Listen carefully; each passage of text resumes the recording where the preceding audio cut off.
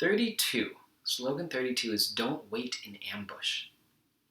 Again, not physical. I don't expect you to be like hiding in a bush when your enemy comes walking down the street and jumping at them. This is, again, mental, and then come from the mental comes to our speech and action. So the idea is not waiting for someone to trip up and so that you could attack them.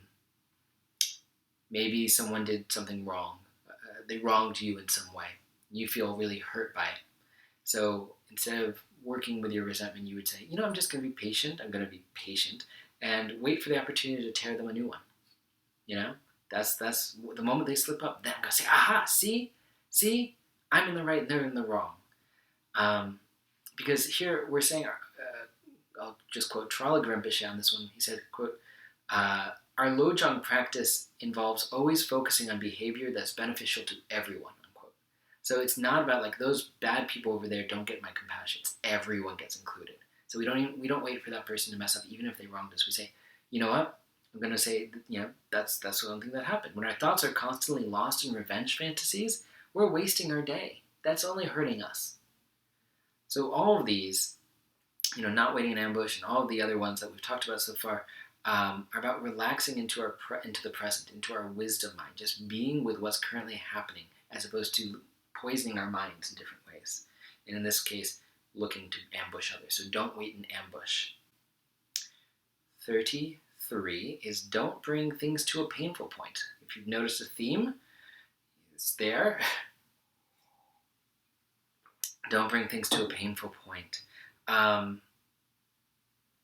There's the external, and the way that this is commonly taught is that we would notice the tendency to identify other people's weak points and exploit them. So we shouldn't do that. So we wouldn't look for their shortcomings and say, aha, that's where I'm going to attack. And that's a painful point. Another would be, you might get the impulse to say hurtful things to other people, specifically in an underhanded way. That is also considered a painful point in the traditional teachings.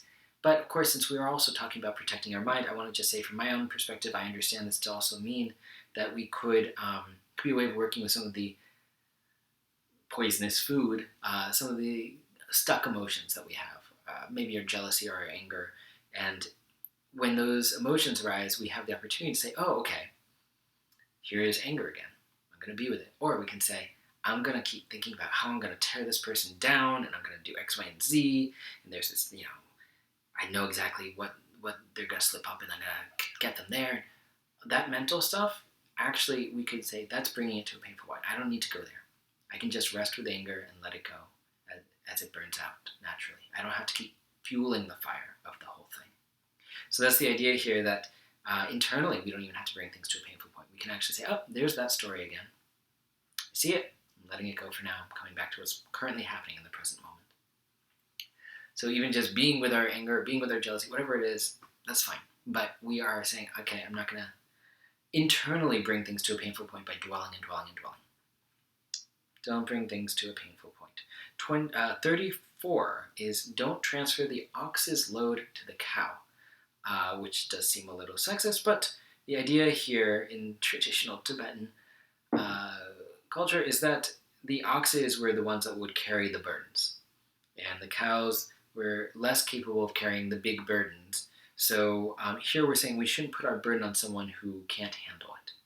And that's a really interesting one, that we wouldn't transfer our burden onto another person, another being.